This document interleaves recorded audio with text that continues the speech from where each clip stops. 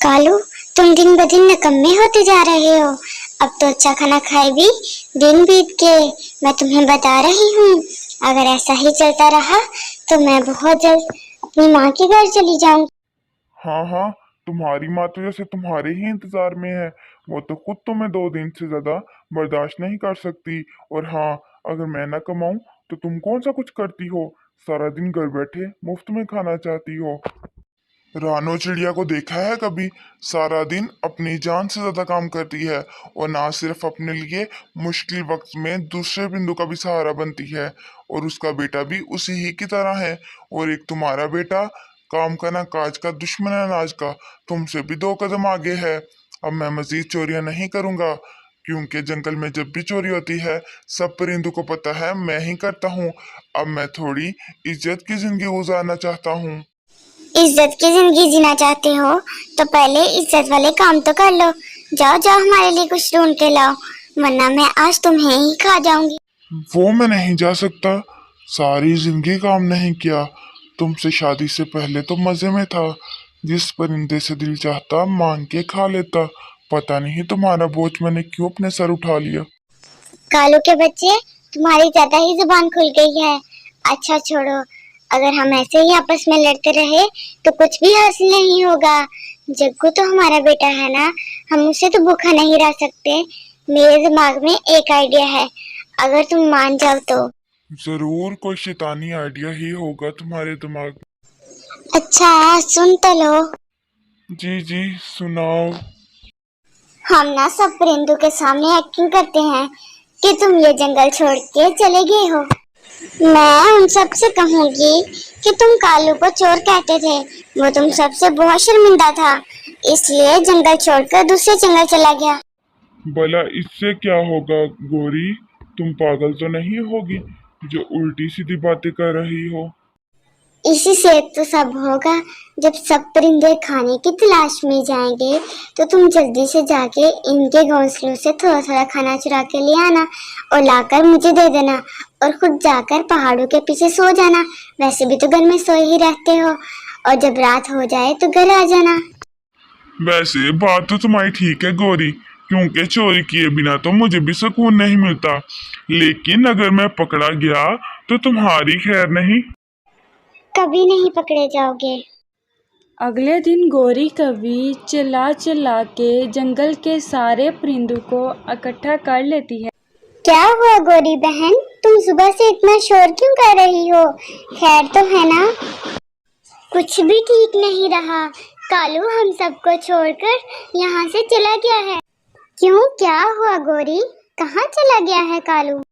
2-3 दिन से ही चुप चुप था।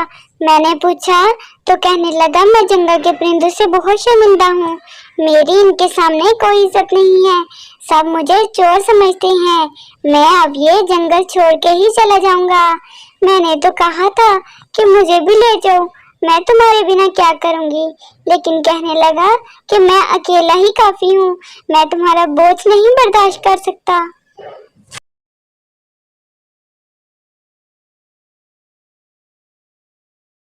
तुम्हें कालू का नहीं पता क्या? वो बहुत जिद्दी है, वो कभी वापस नहीं आएगा अब। इधर गौरी ने सबको अपनी बातों में लगाया होता है और कालू कौवा चोरी चोरी सब परिंदों के घोंसलों से खाना चुरा लेता है। जब सब परिंदे गौरी के पास से चले जाते हैं तो वो वापिस आता है और गौरी को खाना देकर कहता है, ये लो, और अब अकेली ही ना खाते रह जाना, मेरे लिए भी रखना। नहीं नहीं कालू, तुम्हारे लिए तो जरूर रखूंगी। तुम बेफिक्र होकर जाओ, अब जल्दी जाओ, कहीं तुम्हें कोई देख ना ले। इसके बाद कालू वहां से जल्दी से चला जाता है।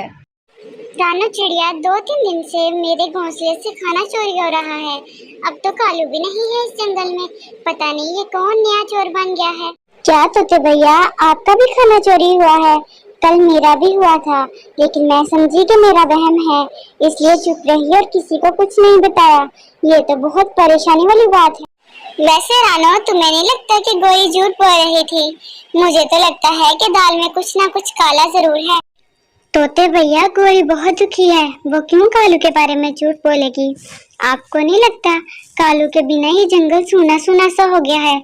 मेरा तो बहुत दिल करता है कि अभी इधर से कालू आए और मुझसे दाना मांगे। जो भी हो जाए, कालू जैसा भी है, काहिल है, निकम्मा है, लेकिन वो हमारे जंगल की रौनक है। कह तो तुम ठीक रही हो रानो, कालू के बिना दिल मेरा भी उदास है, लेकिन हो ना हो मेरा दिल कह रहा है कुछ गड़बड़ तो जरूर है। इतना कहकर तोता वहां से चला जाता है। क्या कर रहे हो कुकू यार? कुछ नहीं, बस नदी से पानी पीने आया था। कुकू यार, तुम भी क्या हर वक्त अपनी मामा के साथ काम करवाते रहते हो? कभी खेल भी लिया करो। मैं खेलता भी हूँ, लेकिन पहले अपनी मामा के साथ काम खत्म करवाता हूँ, उसके बाद ही खेलने जाता हूँ। ये लो माल्टा खाओ, बड़ा ही मीठा है। नहीं, मुझे भूख नहीं है, मैं अभी ही दाना खाकर आया था। तुम थक नहीं जाते रोज रोज दाना खाकर? मैं तो बहुत मजे मजे की चीजें खाता हूँ, और आजकल तो मैं ज्यादा फल ही खा रहा हूँ। मेरे पापा बहुत मेहनती हो गए हैं, वो रात देर तक काम पर लगे रहते हैं और दिन सारा भी काम ही करते रहते हैं। हमें रंग बिरंगे फल ला कर देते हैं, रात को लेट आते हैं, और कभी कभार तो मैं उनसे मिल भी नहीं पाता। लेकिन मिल नहीं पाता तो क्या हुआ, फल तो मिलते हैं ना अच्छी अच्छी। अच्छा चलो, अब मैं चलता हूँ, मुझे बहुत देर हो रही है। मेरी मम्मा मेरा इंतजार कर रही होंगी। तुम्हें अपनी मम्मा की कुछ ज्यादा ही फिक्र रहती है। चलो जाओ, मैं कोई और ढूंढ लेता हूँ खेलने के लिए। फिर कुक्कू वहां से अपने घर चला जाता है। कुक्कू जब वापस घर आता है तो वहां तोता भी आया होता है। मम्मा क्या हुआ, आप ऐसे परेशान क्यों बैठी हैं? बेटा, जंगल में कोई चोर घुस आया है, वो सब परिंदों के घोंसलों से उनका खाना चोरी कर रहा है। रानो, तुम्हें तो पता है मुझे अमरूद कितने ही पसंद है, और मेरी बहन को भी बहुत पसंद है। मैंने खुद नहीं खाया, उसके लिए रख दिया।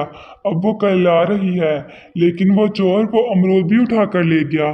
पहले तो कालू था इस जंगल में, तो हमें उस पर शक होता था।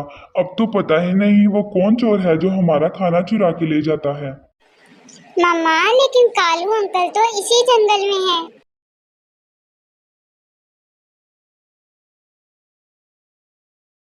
कुकू, तुमने देखा है जंगल में कालू को? नहीं मम्मा, लेकिन जग्गू बता रहा था कि उसका पापा बहुत मेहनती हो गया है। वो सारा दिन काम करता है और रात के घर आता है और फिर उनके लिए तरह तरह के फल लेकर आता है। रानो, मैंने तुम्हें कहता था कि दाल में कुछ ना कुछ काला तो जरूर है। तोते भैया, इसका मतलब कि गौरी और कव्वे ने फिर से हमें बेवकूफ बनाया है। हाँ, इन्होंने बेवकूफ बनाकर हमें फिर से तंग किया है। अब इनकी खैर नहीं। मैं सारे परिंदों को जाकर कह देता हूँ कि कल से कोई भी अपने घोंसले में खाना ना छोड़े, ताकि गोरी और कव्वे को हम रंगे हाथों पकड़ सकें। अगले दिन कोई भी परिंदा अपना घोंसला छोड़कर नहीं जाता, क्योंकि हर एक घोंसले में थोड़ा थोड़ा खाना पड़ा होता है। जब कालू आता है तो इनको घोंसलों में देखकर बहुत डर जाता है और फौरन वापस भाग जाता है और गौरी के पास जाकर उसको सारा कुछ बताता है। गोरी, मुझे लगता है कि उन सब परिंदों को मुझ पर शक हो गया है, तभी आज कोई भी अपना घोंसला छोड़कर दूर नहीं गया। कालू, तुम भी बुज़दिल हो, ख्वामखा डर रहे हो। ऐसी कोई बात नहीं, वैसे भी मेरे पास आज के लिए खाना है, तो तुम आराम करो, कल चले जाना और कल फिर से खाना ले आना। अब कल तो क्या, तुम लोग कभी खाना नहीं ला पाओगे। हम सब ने तुम दोनों की बातें सुन ली हैं और हमें पता चल गया है कि तुम दोनों ही हो जो खाना चुराते हो। इस तरह बाकी सारे परिंदे आकर गौरी और कालू को बहुत शर्मिंदा करते हैं।